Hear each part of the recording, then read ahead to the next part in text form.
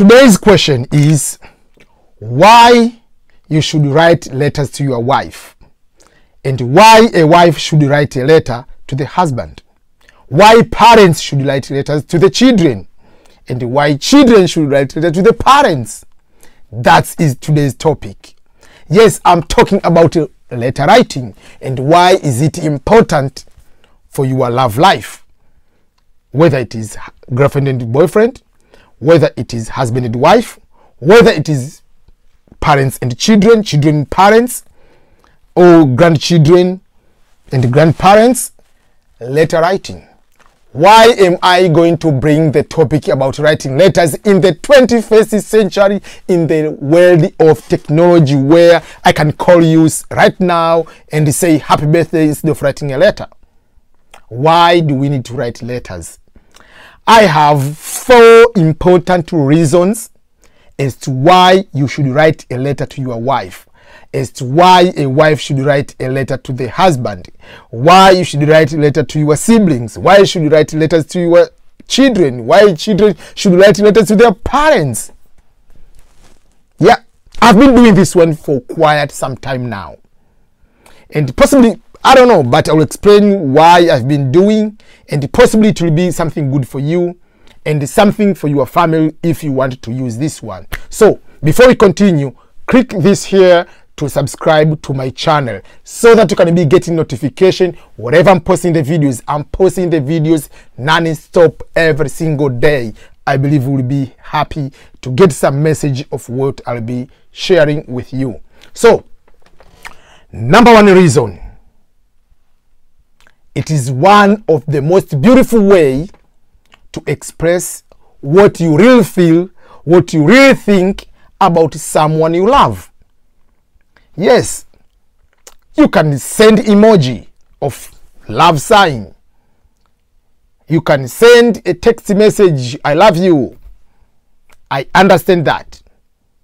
You can go and buy a Valentine's card and then send it to your wife. You can do that.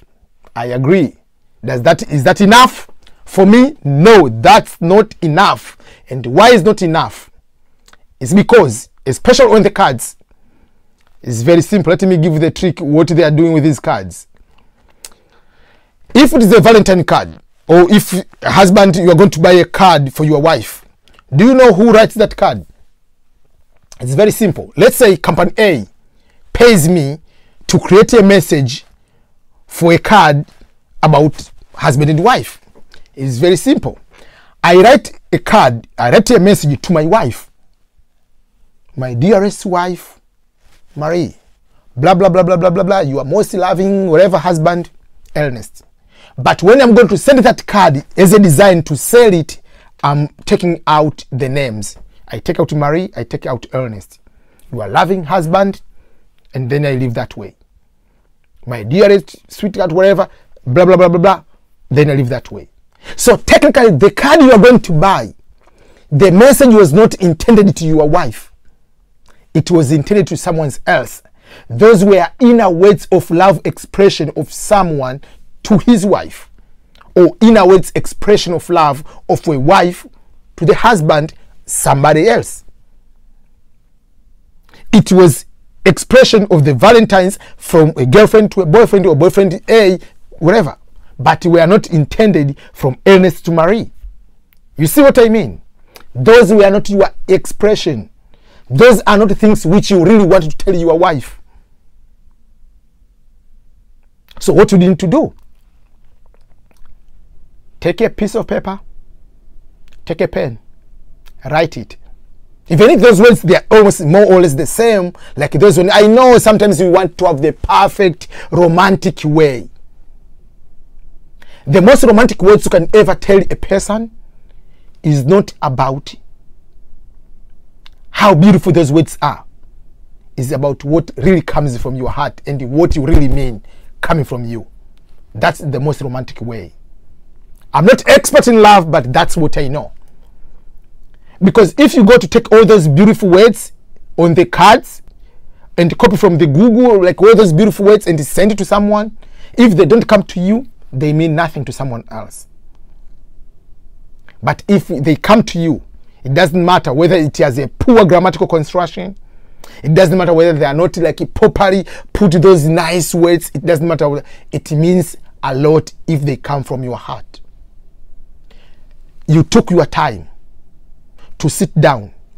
You did a self-reflection. You thought about another person. What that person really mean to you, and wrote down. Even if it will be 3 sentences, but will be the most impactful, powerful 3 sentences coming from your inner heart to someone you love. That is how you do Valentine's cards. Take it from your heart to someone else.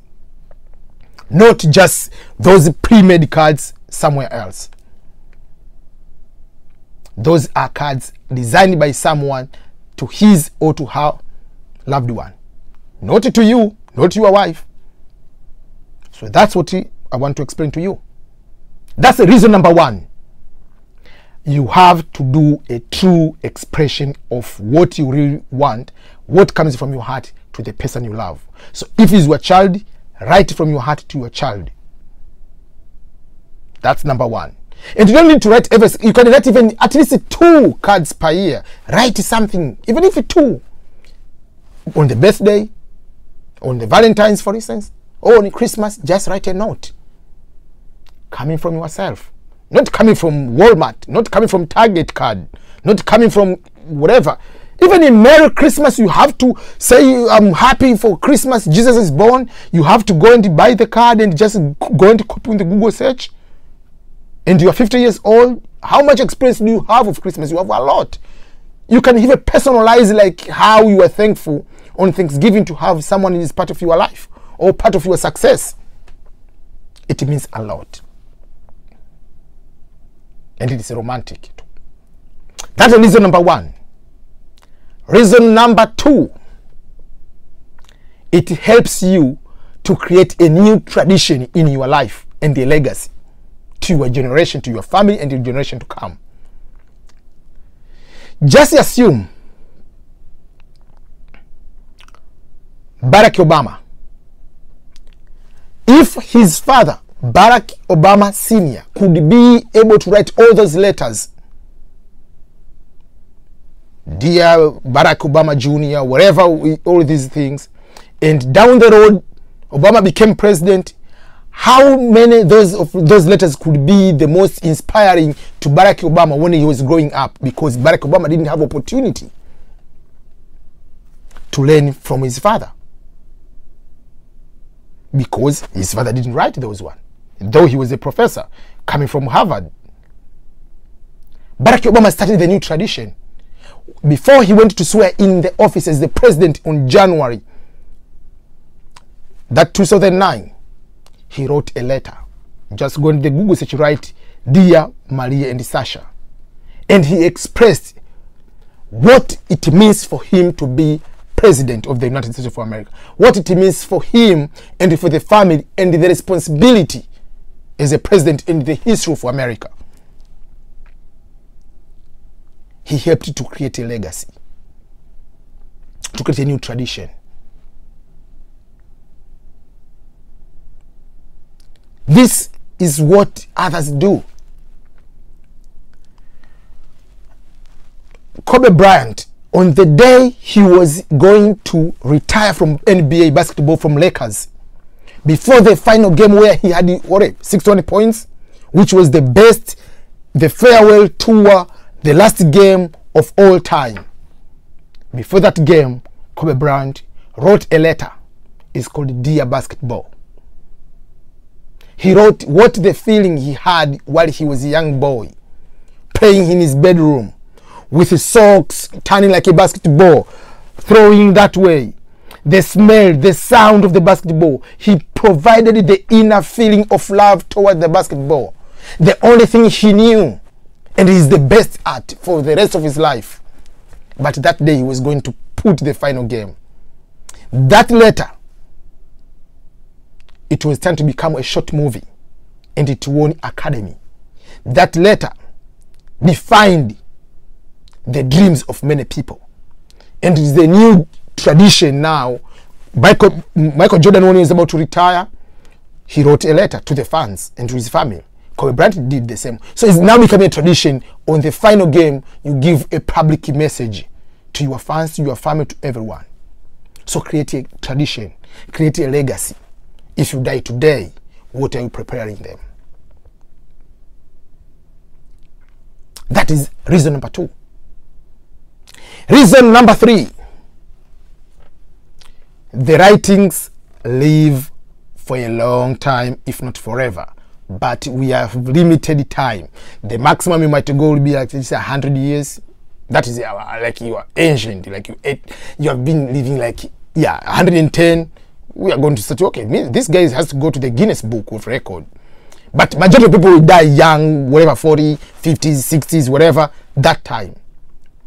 But what kind of writings do you leave to your children? Your children can talk to their children. I wonder myself, if my father could have opportunity to write letters. I'm not saying he did something wrong, no at all. But those letters, now I could show to Benedict, Claire, Faustina. I could pass something direct from the person. It will be something could leave to my kids. My kids could show someone else. Things of that nature. So we have a limited time. We do not know time where we are supposed to go to our Father in heaven. So if I live 50 years, whatever, my kids live 70, whatever they live more than that. But what the next generation will be doing? What if Einstein, those people, Karl Marx, could not be able to write those books, write all those theories? Where could we be having? We'll be having like oral tradition. That's why we don't see a lot of inventions from Africa. But we had so many smart people, but they didn't put things in writings. So we ended. Oh, something was discovered by so and so, but those things they happen in Africa because we didn't write. That's why we have a saying: if you want to hide anything from African or black person, put into writings. We have to put the things in your writing so that you can help our kids, so that you can help our grandchildren, great-grandchildren, great-great, whatever it is we don't meet, we can create certain knowledge, certain understanding. We can reduce the identity of crisis which the generation to come will be facing. And with that reason, I committed myself to start writing letters to my kids, to my wife. I do not know what the life will take me. So these one are some of the letters. I want just to show how serious this business is. These are some of the letters. Some, not all. Some of the letters I've been writing to Benedict, to Claire, to Faustina, to everyone. These are the letters I've been writing. And later I decided to convert these letters to books. So that even if I'm gone, the books will be on Amazon, will be somewhere. I can share with others. I can encourage others to write books. This is the book, A Loving Father. These are letters I've been writing to my children. You see? These are letters.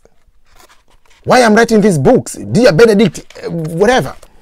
These are letters I've been writing to myself. Letters to EBM. I've been writing these letters to myself. Giving myself like 5 years, whatever. These are letters I've been writing to Claire Francisca. It is a book now.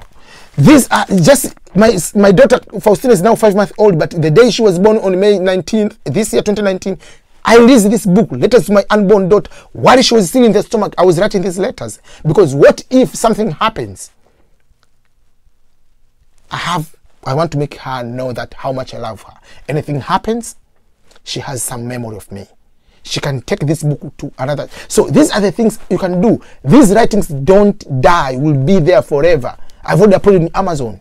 Amazon doesn't go anywhere for so many years to come. That I know for sure. But I have all these letters already somewhere here. They can put like a small museum at their own home.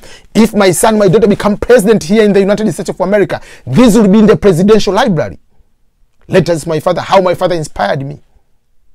And they created a tradition, a legacy. They will be writing letters to their kids. And the kids will be writing. So this is how we can move. That is reason number 3. And number 4, and the last reason is The current technology is killing or is destroying the essence of togetherness. Instead of bringing us together, it alienates us. Currently, people don't send letters. Most of the post offices around the world, they are closing. They get lost. They get lost.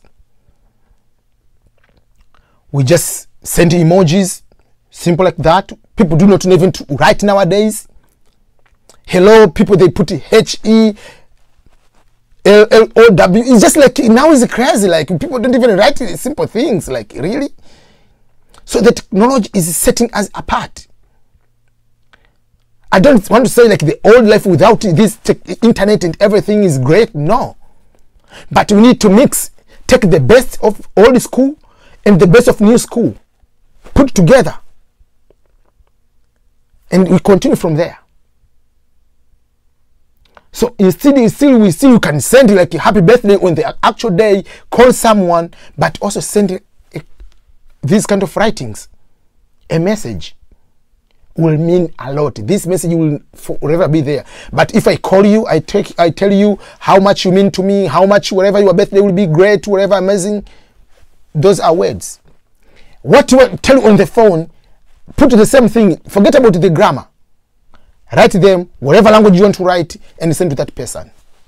It will mean a lot. Those words will stay. So if you want to do both, send a letter and make a call, or put your emoji later. But those are the 4 main reasons why you need to write a letter or a text. I mean, just a note, a written one, written on a paper to your wife. And that's why nowadays many companies, they create a blank card without words inside, or they put a few words so that you can write on your own. My wife Marie, doesn't like to write a lot, but she prefers to buy the blank card or the card with a few words, and she adds a lot of what she really wants to write to me or to someone else. That is also a good meaning. You can have words you express yourself. They have a lot of meaning. I'm encouraging you to do that. It will never disappoint you. It is something your children will cherish forever, and especially if you are not on this planet Earth. And that's why even in the Bible we have letters from St. Paul to somebody because they wrote something. That's why we have letters from Marx to angels.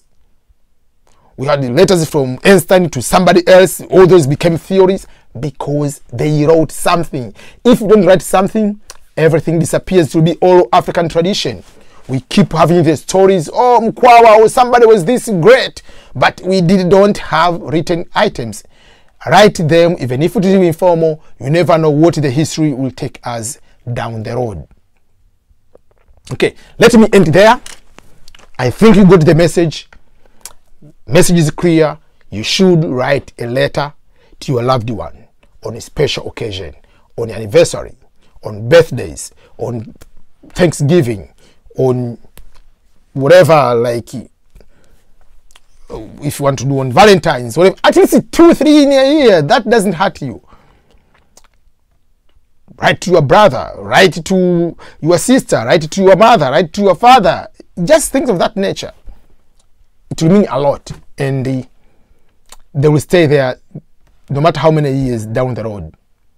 So that is what I wanted to share with you, and I believe will be impactful and helpful to you and to your family. So thank you so much for watching. Subscribe here and watch the suggested videos above here. Okay, have nice time, by the way. Okay, goodbye.